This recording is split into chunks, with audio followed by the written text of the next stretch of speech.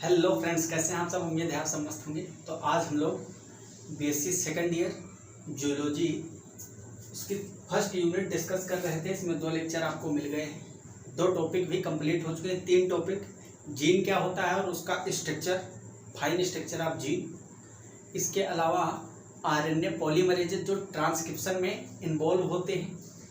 एक ही ऐसा एंजाइम है आरएनए पॉलीमरेज जो कि ट्रांसक्रिप्शन को प्रोसीड कर सकता है। इसके अलावा और कोई एंजाइम इसमें पार्टिसिपेट नहीं करता है। बाकी हम लोग प्रोटीन सिंथेसिस फर्स्ट में ट्रांसक्रिप्शन फैक्टर पे डिस्कशन कर चुके हैं। आज हम लोगों का मेन टॉपिक है ट्रांसक्रिप्शन प्रोसेस, वो भी प्रोकैरियोट में। ट्रांसक्रिप्शन हमको पढ़ना है प्रोकैरियोट और यूकैरियोट में। ट्रांसक्रिप्शन में 3 स्टेप हैं, इनिशिएशन, इलोंगेशन और टर्मिनेशन। पहले इनिशिएशन होगा, प्रारंभन, फिर इलोंगेशन होगा मतलब दीर्घीकरण, उसके बाद में टर्मिनेशन होगा मतलब समापन। ये तीनों स्टेप पढ़ने हैं। पहले हम प्रोकैरियोट में पढ़ेंगे, इसके बाद में यूकैरियोट में किस तरह से होता है। तो प्रोकैरियोट कहने का मतलब बैक्टीरिया ही है, क्योंकि प्रोकैरियोट में मेनली सभी बैक्टीरिया ही रखे गए हैं जो कि यूनिसेलुलर या मल्टीसेलुलर हो सकते हैं, लेकिन उनमें न्यूक्लियस जो होता है, न्यूक्लियस के ऊपर न्यूक्लियर मेम्ब्रेन नहीं होगी। बहुत सारे प्रोकैरियोट के फैक्टर आप फर्स्ट सेमेस्टर में पढ़े हो। तो जो टाइटल है सिलेबस का तो आपको पता ही है, मॉलिक्यूलर बायोलॉजी, बायो इंस्ट्रूमेंटेशन और बायोटेक्निक्स। इसमें फर्स्ट यूनिट है हमारी प्रोटीन सिंथेसिस फर्स्ट, जिसमें हमको मेनली ट्रांसक्रिप्शन के बारे में पढ़ना है। तो जीन हो गया, स्ट्रक्चर ऑफ जीन हो गया, ट्रांसक्रिप्शन फैक्टर हो गए, आरएनए पॉलीमरेज हो गए। अब हम ट्रांसक्रिप्शन या जिसको हम अनुलेखन कहते हैं उसको स्टार्ट करेंगे। तो आज का जो मेन टॉपिक है वो है ट्रांसक्रिप्शन। ट्रांसक्रिप्शन जिसको हम बोलते हैं अनुलेखन। अनुलेखन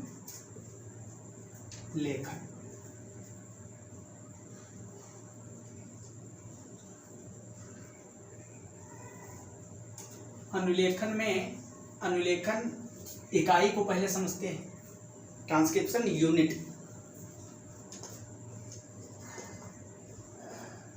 ट्रांसक्रिप्शन यूनिट या अनुलेखन इकाई।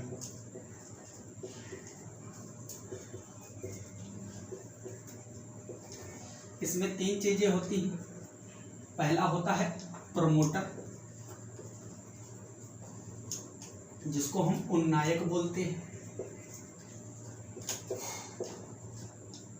सेकंड होता है इसमें स्ट्रक्चरल जीन,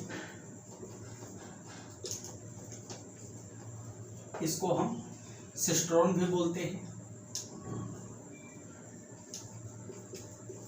सिस्ट्रोन या संपार, हिंदी में संपार।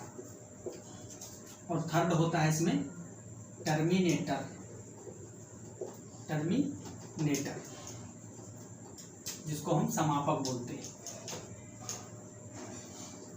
ठीक है।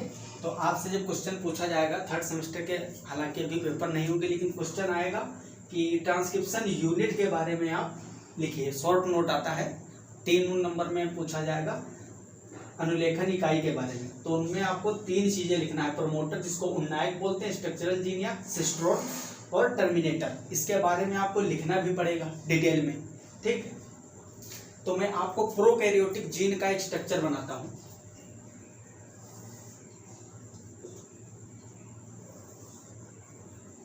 इसको हम बताते हैं 3 डेज और ये है 5 डेज। जीन कहने का मतलब एक डीएनए का सीक्वेंस होगा स्पेसिफिक। ये डीएनए का एक छोटा सा खंड है। इतना तो आप समझ ही गए होंगे 2 लेक्चर में। इस तरह से यहाँ पे उन्नायक प्रेजेंट होगा। ये क्या है? उन्नायक मतलब प्रमोटर। और यहाँ पे लास्ट में क्या होगा? टर्मिनेटर।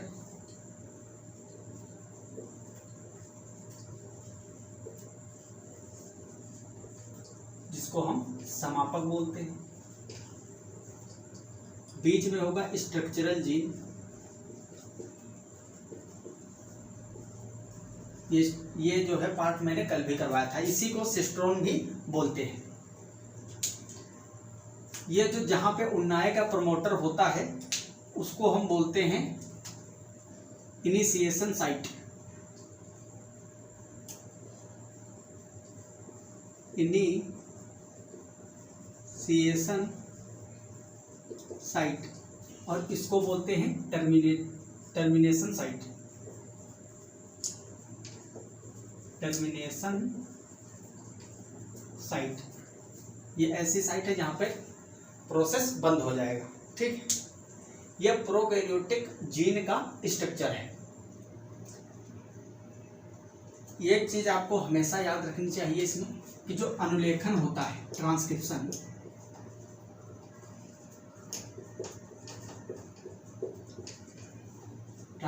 या अनुलेखन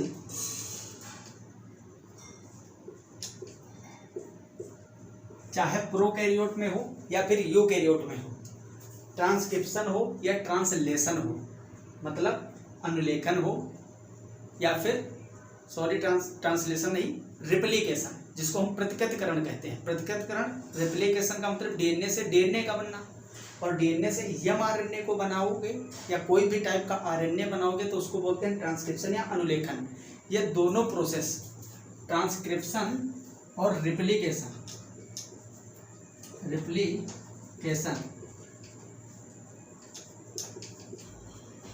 प्रतिकृतिकरण,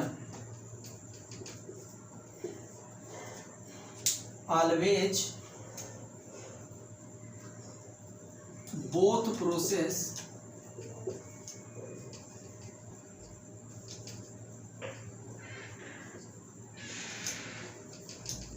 always मतलब हमेशा,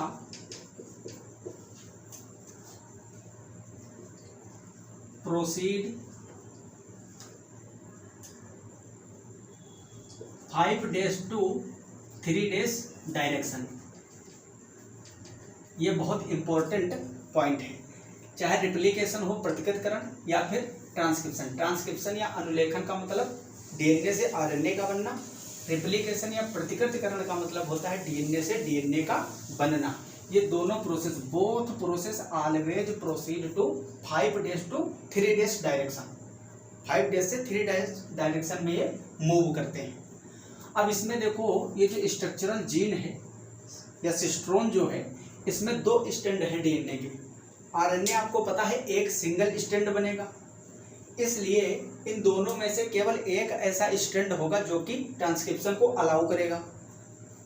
तो किस पे स्टार्ट होगा, क्योंकि 5 days से 3 days में बनना है। इसका मतलब ये है जो 3 days से 5 days स्टैंड होगा स्ट्रक्चरल जीन का, उस पे ये प्रोसेस स्टार्ट होगा।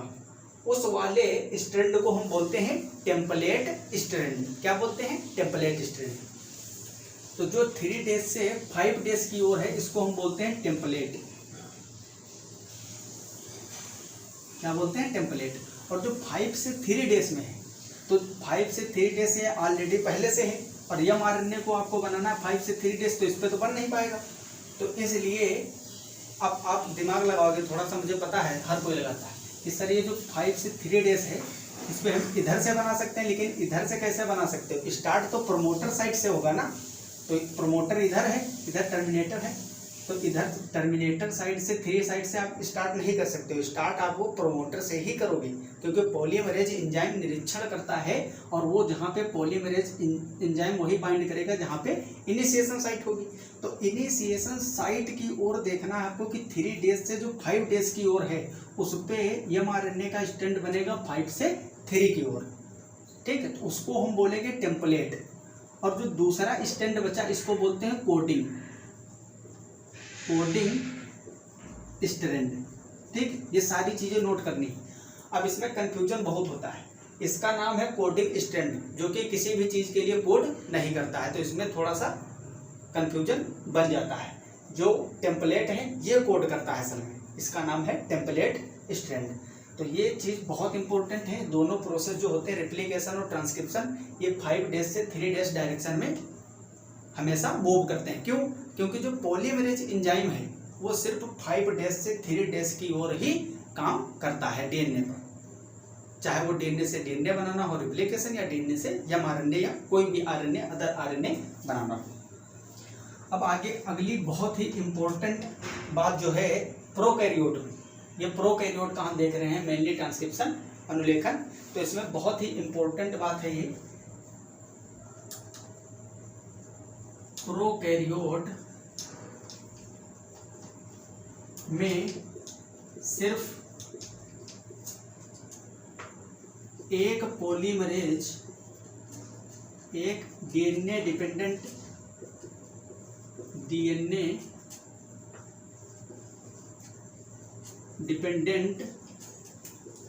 आरएनए पॉलीमरेज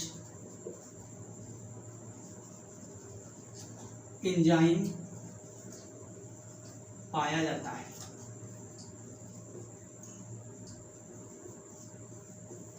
जो कि सभी प्रकार के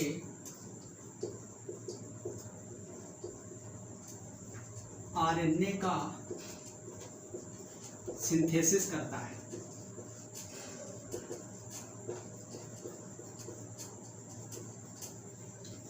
तो प्रोकैरियोट में सिर्फ एक ही DNA dependent RNA polymerase enzyme पाया जाता है। ठीक, ये तो आपको क्लियर हो गया होगा कि ट्रांसक्रिप्शन केवल पॉलीमरेज एंजाइम ही कर सकता है, इसके अलावा और कोई एंजाइम नहीं कर सकते हैं।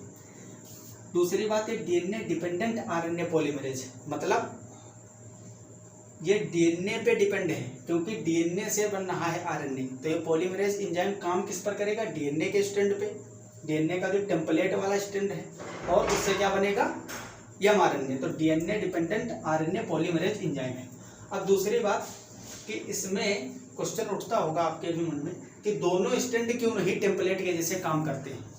तो अगर इस तरह से काम करेंगे तो बहुत ज़्यादा आगे जटिलता उत्पन्न हो जाएगी। मान लो दोनों स्ट्रैंड अगर टेम्पलेट के जैसे काम करने लगे तो पहले वाले स्ट्रैंड से जो बनेगा एमआरएनए और जो दूसरे वाले स्ट्रैंड से बनेगा वो एक दूसरे के पूरक होंगी, क्योंकि ये दोनों स्ट्रैंड क्या है, एक दूसरे के पूरक।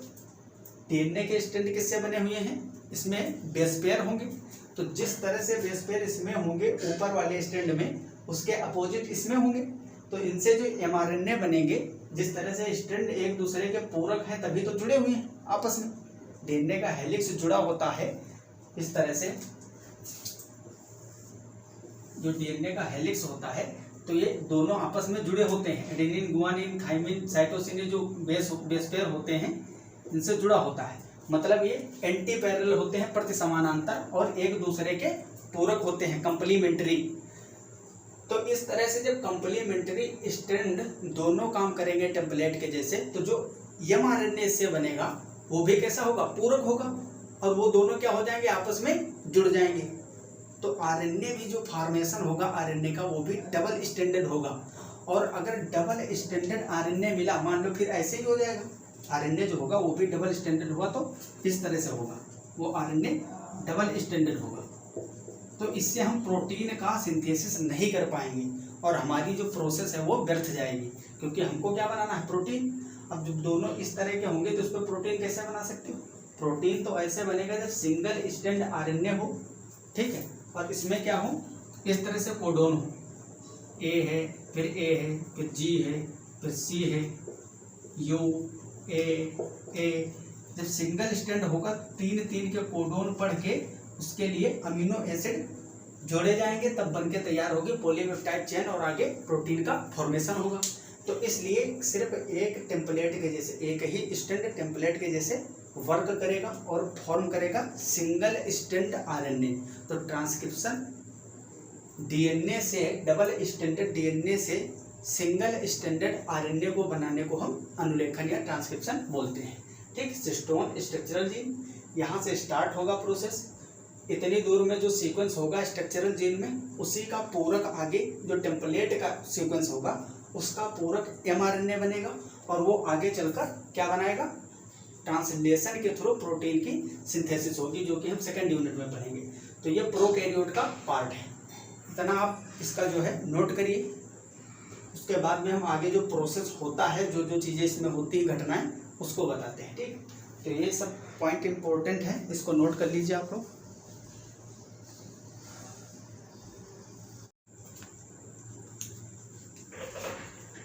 फर्स्ट स्टेप है इसमें इनिशिएशन, या इसको हम प्रारंभन बोलते हैं। पहला इनिशिएशन, फिर इलोंगेशन, इसके बाद में टर्मिनेशन। बस इतना ही प्रोसेस हमको पढ़ना है प्रोकैरियोट में। इसके बाद में यूकैरियोट में जो है इसमें कुछ ज़्यादा जटिलताएं होती हैं, तो यूकैरियोट को अगले लेक्चर में हम डिस्कस करेंगे। इनिशिएशन में क्या होता है, इस तरह से मान लिया हमारा एक डीएनए का सीक्वेंस है, ठीक है।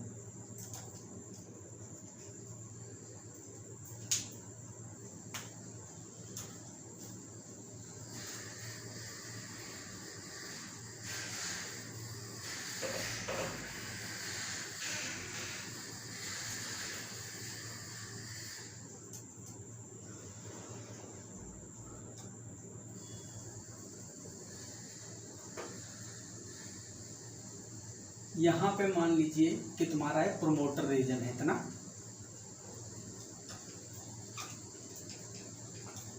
Promoter region. तो सबसे पहले यहाँ पे एंजाइम आएगा, सिग्मा फैक्टर आएगा, जुड़ेगा, क्योंकि सिग्मा फैक्टर क्या होता है, इनिशिएशन कारक होता है फैक्टर। तो पहले यहाँ पे सिग्मा फैक्टर जुड़ेगा और उसके बाद में एक स्पेसिफिक सीक्वेंस होता है लगभग 10 बेस पेयर का। प्रमोटर क्या होता है, प्रमोटर रीजन। इससे पहले वाले लेक्चर में मैंने बताया था कि प्रमोटर रीजन एक खास सीक्वेंस होता है जहाँ से जिसके साइड में आगे स्ट्रक्चरल जीन होती है। जो सिग्मा फैक्टर और पॉलीमरेज एंजाइम है वो यहीं पे आएंगे और जो इसका सीक्वेंस होगा उससे जुड़ जाएंगे। तो पहले यहाँ पे कौन जुड़ेगा, सिग्मा फैक्टर, और फिर उससे पॉलीमरेज एंजाइम जुड़ जाएगा। तो मान लीजिए ये पॉलीमरेज एंजाइम यहाँ पे बाइंड हो गया और इसमें एक सिग्मा फैक्टर इस तरह से जुड़ गया। अब क्या होगा, यहाँ से ट्रांसक्रिप्शन आगे की ओर प्रोसीड होगा। जब तक सिग्मा फैक्टर जुड़ा रहेगा तब तक ये प्रोसेस आगे की ओर बढ़ता रहेगा और होगा क्या, पॉलीमरेज एंजाइम आरएनए की सिंथेसिस करता चलेगा। तो इसमें एक स्ट्रैंड 3 से 5 डेज होगा जो कि टेम्पलेट होगा, जिसपे 5 से 3 डेज में आरएनए बनेगा, और एक जो 5 से 3 डेज होगा वो कोडिंग होगा, उसमें कुछ नहीं होगा, ठीक है। और ये जो प्रमोटर रीजन और टर्मिनेशन रीजन होते हैं ये कोडिंग रज्जु पे होते हैं, टेम्पलेट पे नहीं होते हैं। तो स्टार्टिंग होने के लिए जो पहचान होती है वो कोडिंग रज्जु देता है और आरएनए का सिंथेसिस कौन करवाता है, टेम्पलेट रीजन, ठीक है। तो इसी तरह से यहाँ पे ये प्रोसेस स्टार्ट होगा। ये कुछ इंपॉर्टेंट पॉइंट है इसके initiation. Sigma factor binds to promoter, पहले सिग्मा फैक्टर प्रोमोटर रीजन में बाइंड करेगा, ठीक है। प्रोमोटर सीक्वेंस जो स्पेसिफिक 10 बेस पेयर का सीक्वेंस होता है। कोर एंजाइम, कोर एंजाइम कहने का मतलब वही जो पॉलीमरेज एंजाइम है, यहाँ पे मैं लिख देता हूँ, ये है पॉलीमरेज एंजाइम,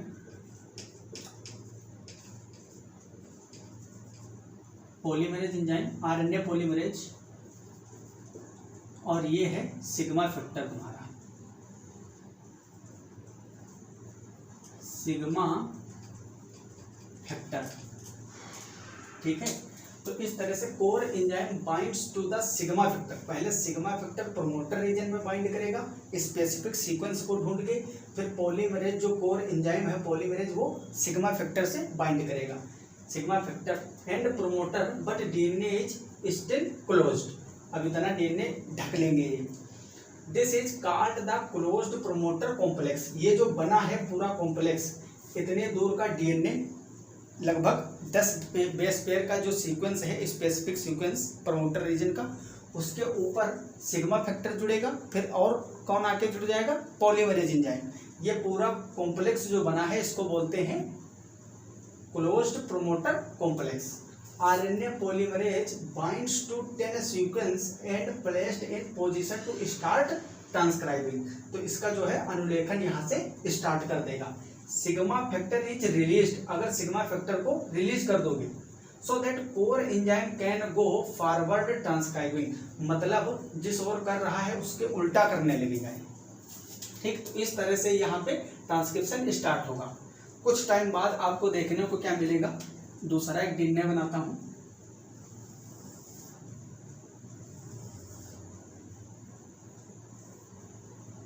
इस तरह से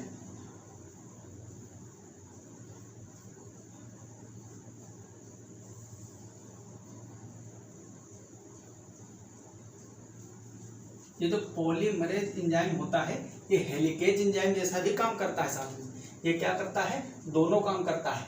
इसके स्ट्रैंड में जो ऐंठन होती है, डीएनए के स्ट्रैंड दोनों लिपटे हुए होते हैं, तो इसके ऐंठन को भी खोलता है और साथ में ट्रांसक्रिप्शन भी करता है। ये सभी काम कर लेता है, इसीलिए पॉलीमरेज जो है इकलौता ऐसा एंजाइम है जो ट्रांसक्रिप्शन के लिए जरूरी होता है। अब क्या होगा, इस तरह से मान लो सीक्वेंस थे डीएनए के, ये है मान लो 5 डेज से 3 डेज और ये है 3 डेज से 5 डेज। जो 3 डेज वाला है ये रीजन,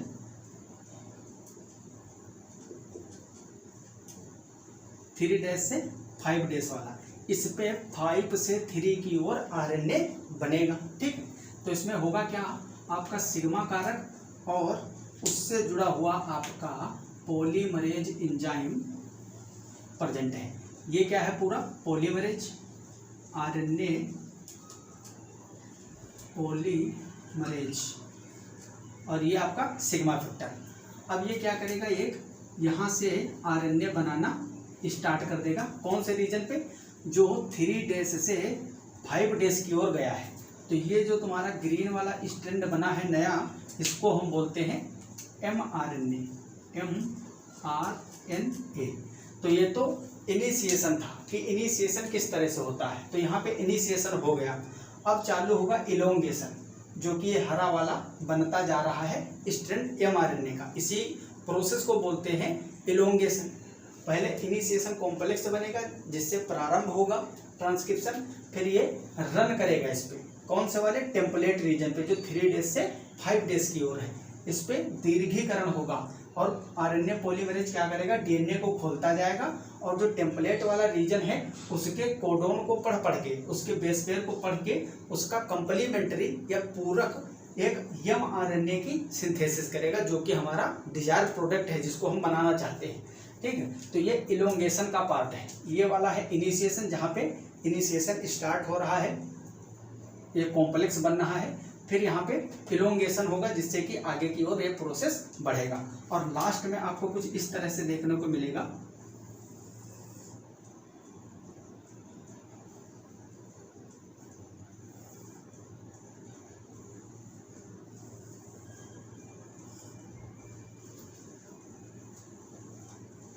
ये जो आरएनए पॉलीमरेज है ये लास्ट में आ जाएगा, जहाँ पे टर्मिनेशन रीजन होगा। ये प्रमोटर से स्टार्ट हुआ और लास्ट में क्या होगा, टर्मिनेशन रीजन। तो यहाँ पे ये तुम्हारा सिग्मा फैक्टर निकल जाएगा और इसमें कौन जुड़ जाएगा, रो फैक्टर। रो फैक्टर इसको रोकता है ट्रांसक्रिप्शन को, और जो तुम्हारा सिग्मा फैक्टर है ये आगे की ओर रन कराता है, स्टार्ट कराता है ट्रांसक्रिप्शन को। अब यहाँ पे क्या होगा, तुम्हारा इस तरह से एक आरएनए का मॉलिक्यूल बन चुका होगा। ये क्या है तुम्हारा mRNA। जैसे ही टर्मिनेशन पे पहुंचेगा, ये है टर्मिनेशन। जब इस जगह पे पहुंचेगा आरएनए को बनाते बनाते, तो यहाँ पे रो फैक्टर जुड़ जाएगा और सिग्मा वाला अलग हो जाएगा। सिग्मा फैक्टर इससे रिलीज हो जाएगा और रो फैक्टर इससे बाइंड कर जाएगा। तब यहाँ पे क्या होगा, इसका टर्मिनेशन होगा और ये जो आरएनए मॉलिक्यूल है तुम्हारा, ये बाहर आपका mRNA तैयार हो जाएगा। ये क्या है, mRNA, जो कि सिंगल स्ट्रैंड है। कैसा है, सिंगल स्ट्रैंड।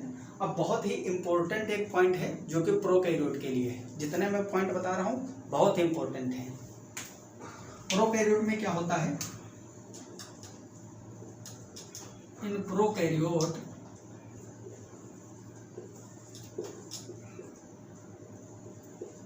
ट्रांसक्रिप्शन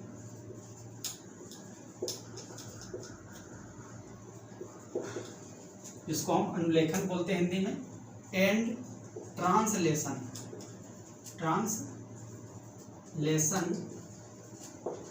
दोनों साथ साथ होते हैं, एक ही साथ में होते हैं। ट्रांसक्रिप्शन मतलब डीएनए से आरएनए का बनकर जो कि बन गया। अब जो ये होता है ट्रांसलेशन, इसका मतलब है mRNA से प्रोटीन का बनाना। तो ये दोनों प्रोसेस एक ही साथ होते हैं। कैसे, जो यूकैरियोट हैं उनमें तो अलग अलग प्रोसेस होता है, ट्रांसक्रिप्शन और ट्रांसलेशन, लेकिन इनमें साथ साथ होता है, क्योंकि प्रोकैरियोट में आपको पता है कि जो सेल होती है, बैक्टीरिया जो होता है प्रोकैरियोट, इसके अंदर जो जेनेटिक मटेरियल है न्यूक्लियस के ऊपर न्यूक्लियर मेम्ब्रेन तो होगी नहीं। मान लो ये है यूकैरियोटिक सेल, तो इसमें एक डेफिनिट मतलब अच्छी खासी न्यूक्लियर मेम्ब्रेन होती है, जिसके अंदर इसका जेनेटिक मटेरियल क्रोमोसोम के रूप में कंडेंस रहता है। ठीक, सीधे क्रोमोसोम ही बना देता हूँ, ये तो प्रोकैरियोटिक लाइक बन गया। इस तरह से इसमें क्या होंगे, क्रोमोसोम प्रेजेंट होंगे। ये है यूकैरियोट। और प्रोकैरियोट में क्या होता है, इस तरह से जेनेटिक मटेरियल उसी में पूरे में फैला होता है। तो जो ट्रांसक्रिप्शन होता है, ट्रांसक्रिप्शन मतलब डीएनए से आरएनए का बनना, ये न्यूक्लियस के अंदर होता है यूकैरियोट में। ये है यूकैरियोट और ये है प्रोकैरियोट। तो प्रोकैरियोट में क्या होगा, इसमें न्यूक्लियस वगैरह तो कुछ है नहीं, ऐसे ही पूरे साइटोसोल जो है उसी में पड़ा रहता है डीएनए का स्ट्रैंड। हम लोगों में अगर बात करें या यूकैरियोट में, तो इसमें ट्रांसक्रिप्शन होगा न्यूक्लियस के अंदर, और जब न्यूक्लियस के अंदर हो जाएगा ट्रांसक्रिप्शन, एमआरएनए बन जाएगा। तो आपको पता है कि न्यूक्लियर मेम्ब्रेन में छोटे छोटे पोर होते हैं, छेद होते हैं न्यूक्लियस की जो मेम्ब्रेन होती है। मान लो इसमें एमआरएनए इस तरह से बहुत सारे बन गए ट्रांसक्रिप्शन के बाद, ये एमआरएनए बाहर निकल आएंगे इस पोर से और इसमें साइटोप्लाज्म में प्रेजेंट होंगे। अब यहाँ पे साइटोप्लाज्म में क्या होगा, प्रोटीन की सिंथेसिस स्टार्ट होगी, जिससे कि इस एमआरएनए से प्रोटीन बनेगा। तो हम लोगों में क्या होता है, यूकैरियोट में ट्रांसक्रिप्शन पहले जब हो जाएगा कंप्लीटली, उसके बाद में एमआरएनए बाहर जाएगा केंद्रक से, न्यूक्लियस से बाहर जाएगा, तब ट्रांसलेशन स्टार्ट होगा। वही अगर प्रोकैरियोट की बात करें तो इसमें साइटोसोल और न्यूक्लियस में कोई डिफरेंस नहीं है, उसका जेनेटिक मटेरियल और साइटोसोल सब एक ही में है। तो यहाँ पे साथ ही साथ एमआरएनए भी बनता रहता है और साथ ही साथ प्रोटीन की सिंथेसिस चलती रहती है।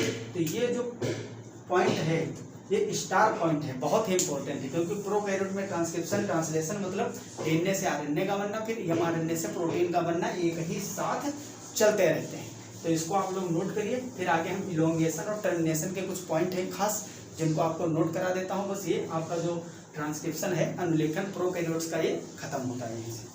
ठीक है, तो जो नोट्स हैं इसको बना लीजिए आप लोग, जो कि बहुत इम्पोर्टेंट भी हैं। अगला स्टेप है इसमें इलोंगेशन या दीर्घीकरण, जिसको हम बोलते हैं, क्या बोलते हैं, दीर्घीकरण। ठीक है, तो इसमें क्या होता है, ये एक विजुअलाइजेशन के लिए मैंने डायग्राम बनाया है, जिससे कि आपको और ज़्यादा अच्छे से विजुअलाइज होंगी चीज़ें कि किस तरह से ट्रांसक्रिप्शन होता है। ये रियल में है कि इसी तरह से जो बेस पेयर होते हैं किस तरह से ट्रांसक्राइब होते हैं। तो पहले हम इलोंगेशन में जो पॉइंट है उनको समझेंगे, उसके बाद में इसको हम बताएंगे आपको कि किस तरह से फॉर्म हुआ है। इलोंगेशन में आपको पता है कि जो इनिशिएशन कॉम्प्लेक्स बनता है, क्लोज कॉम्प्लेक्स, डीएनए के डबल स्ट्रैंड में जो स्पेसिफिक 10 सीक्वेंस का प्रोमोटर होगा, वहाँ पे सिग्मा फैक्टर जुड़ेगा, फिर पॉलीमरेज एंजाइम जुड़ेगा, आरएनए पॉलीमरेज। देन उसके बाद में क्या होगा, इनिशिएशन चालू होगा, फिर वो पॉलीमरेज एंजाइम आगे मूव करेगा डीएनए के टेम्पलेट वाले रीजन स्ट्रैंड में, तो उसको बोलते हैं इलोंगेशन या दीर्घीकरण। RNA polymerase moves along to strand and transcribe the DNA sequence into a single stranded RNA of the coding gene. Second point है, when transcribing the RNA polymerase interact with DNA sequence forming transcription bubble. ठीक है, तो ये क्या interaction तो होगा ही, जो टेम्पलेट रीजन होगा डीएनए सीक्वेंस का, उससे इंटरेक्शन के साथ ही वो कंप्लीमेंट्री आरएनए बनाएगा single strand. DNA double helix is reformed as the RNA polymerase moves forward. जैसे जैसे वो आगे चलता जाएगा, मतलब पहले मान लो ये डीएनए का सीक्वेंस था, तो ये इस तरह से तो इसको पहले खोलेगा, फिर आगे वो बढ़ेगा, तो आगे जब आरएनए बनता चला जाएगा तो पीछे का जो स्ट्रैंड होगा वो फिर से जुड़ता चला जाएगा, रीफॉर्म होता रहेगा। ठीक, समझ में आ रही ना बात। जैसे कि मान लो ये इस तरह से खुला हुआ था, इसमें पॉलीमरेज और सिग्मा फैक्टर था। ये जब आगे बढ़ेगा तो ये डीएनए को खोलते हुए बढ़ता है, तो आगे खोलते हुए बढ़ेगा, जब आगे बढ़ेगा तो नीचे से फिर से बंद होता चला जाएगा, साथ साथ रीफॉर्म होगा। जो इसको खोलता आगे जा रहा है पॉलीमरेज, जो पीछे से फिर से बंद होता रहता है और आगे एमआरएनए की सिंथेसिस साथ साथ चलती रहती है। Few RNA nucleotides from NRNA या DNA hybrid within RNA polymerase as transcription proceed single stand RNA gets out of the RNA polymerase. जब ये कंप्लीट हो जाएगा तो आरएनए पॉलीमरेज एक छोटा सा जो सिंगल स्टैंड आरएनए होगा, जितने भी सीक्वेंस का हो उसको छोड़ देगा, मुक्त कर देगा साइटोप्लाज्म के लिए। न्यूक्लियोप्लाज्म में छोड़ेगा, वो छिद्र जो होते हैं न्यूक्लियर मेम्ब्रेन में, उसके थ्रू साइटोसोल में जाएगा, जहाँ से प्रोटीन की सिंथेसिस होगी, ट्रांसलेशन होगा। अब यहाँ पे हम थोड़ा सा देखते हैं कि किस तरह से ये बनाया गया है, कि आरएनए कैसे बनता है। पहले एक बार मैं चेक कर लूँ, ये आपको दिख रहे हैं जो कोडोन लिखे हुए, हाँ दिख तो रहे हैं। चलो इसको देखते हैं। ये था डबल स्टैंडर्ड डीएनए। इसमें आपको बताना है कि कौन सा टेम्पलेट है, कौन सा कोडिंग, ये आपके लिए है, कमेंट में आप बताओगे। ऊपर वाले को मैंने बोल दिया है ए और नीचे वाले स्टैंड को बोल दिया है बी। आप लोग कमेंट बॉक्स में बताओगे कि बी या ए कौन सा इसमें से टेम्पलेट है, कौन सा कोडिंग रज्जुक है। ये मैंने आगे बताया था, ठीक। किस बेस पे बनाओगे? आरएनए के कोडोन देख के आपको बताना है कि इसमें से कौन टेम्पलेट था। आसानी के लिए मैं बता दूं, जो एमआरएनए बना है ये टेम्पलेट वाले से ही बनता है, उसका कंप्लीमेंट्री होगा, ठीक है। तो इसमें से आपको बताना है, फिर देखते हैं कितने लोग इसका सही, जो सही बताएंगे समझ लो उनका कंसेप्ट क्लियर हो गया। तो ये एक स्ट्रैंड है। अब इसमें देखो यहाँ एडेनिन था, ये तो डीएनए का स्ट्रैंड है, तो थाइमिन के सामने एडेनिन होगा, गुआनिन के सामने साइटोसिन, साइटोसिन के सामने गुआनिन, गुआनिन के सामने साइटोसिन, फिर guanine, cytosine, guanine, cytosine, thymine, adenine, cytosine, guanine, इस तरह से ये डीएनए का सीक्वेंस है। अब इससे जब ट्रांसक्रिप्शन होगा, ट्रांसक्रिप्शन ऑफ वन स्ट्रैंड, इनमें से वन स्ट्रैंड का होगा। यहाँ पे देखो क्या बना है, एडेनिन के सामने यूरेसिल आ गया, क्योंकि ये एमआरएनए बन रहा है। यहाँ बहुत ज़्यादा गलती करके आते हैं बच्चे, सीधे 2 नंबर में क्वेश्चन आता है शॉर्ट में, ये इस तरह से कोडोन लिख के दे देंगे। अब आपसे बताएंगे कि इसका ट्रांसक्रिप्शन प्रोडक्ट क्या होगा, या ट्रांसक्रिप्शन और फिर उसके बाद में ट्रांसलेशन, 2 स्टेप बाद क्या होगा। तो ये सारी चीज़ें मैं क्वेश्चन में आपको डिस्कस कराऊंगा, बाकी यहीं पे आप समझ लो, ठीक है। ये तो डीएनए की बात करी है, दोनों स्टैंड डीएनए के हैं, तो उसमें यूरेसिल आएगा ही नहीं। लेकिन जब एमआरएनए बनना है ट्रांसक्रिप्शन से, तो यहाँ आपको ध्यान रखना है कि एडेनिन के सामने थाइमिन नहीं, यूरेसिल आएगा, बाकी सब सेम रहेंगे। देखो साइटोसिन के सामने गुआनिन, गुआनिन के सामने साइटोसिन, फिर साइटोसिन, गुआनिन, इसी तरह से। फिर देखो एडेनिन के सामने क्या आ गया, यूरेसिल आ गया। तो एडेनिन के जगह पे एडेनिन के सामने होना चाहिए थाइमिन, लेकिन वो थाइमिन डीएनए के केस में होता है, ये बनना है एमआरएनए, तो यहाँ पे यूरेसिल आ जाएगा। ये इस तरह से एक सिंगल स्ट्रैंड एमआरएनए बन जाता है। उसके बाद में क्या होता है, fold to form secondary structure. ये जो आरएनए होता है आपको पता होगा, क्लोवर लीफ लाइक इसका होता है स्ट्रक्चर, तो ये सेकेंडरी स्ट्रक्चर बनाता है अपना, जिसमें कि ये स्टेबल होता है। कोई भी चीज़ स्टेबल होना चाहती है, ब्रह्मांड में जितनी भी चीज़ें हैं वो स्टेबल होना चाहती है, ऐसा ही ना। आप क्यों पढ़ रहे हो? क्योंकि आप अभी स्टेबल नहीं हो, आप भी स्टेबल होना चाहते हो, इसलिए पढ़ रहे हो। कोई भी किसी भी प्रकार का कार्य कर रहा है, उसका अगर उसके लिए तो कुछ भी लक्ष्य हो सकता है, लेकिन आप अगर बाहर से देखोगे तो आपको यही लगेगा कि हर चीज़ स्टेबल होना चाहती है। उसी तरह से ये भी है, तो ये स्टेबल होने के लिए अपने सेकेंडरी स्ट्रक्चर में कन्वर्ट हो जाता है, ठीक। तो इस तरह से इसका सेकेंडरी स्ट्रक्चर बनेगा। तो ये था इसका डायग्रामेटिक रिप्रेजेंटेशन। अब हम बात करते हैं, कुछ पॉइंट रह गए हैं टर्मिनेशन के, उसको भी आपको बता दूं, फिर आपका ये प्रोकैरियोट वाला कंप्लीट होता है। ऐसे ही यूकैरियोट वाला भी है, अगर आप प्रोकैरियोट वाला समझ लिए समझ लो, यूकैरियोट का भी समझ गए। बस उसमें 2-3 चीज़ें इससे हटके हैं, जिस पे मैं ज़्यादा बल दूंगा आगे वाले लेक्चर में। इससे बाद में जो लेक्चर आएगा उसमें मैं फोकस उसी पे रखूँगा जो इससे डिफरेंस करते हैं यूकैरियोट। बाकी तो प्रोसेस यही है, तो इसको आप लोग नोट करो। फिर मैं टर्मिनेशन का भी जो पॉइंट है उसको भी आपको बता दूँ।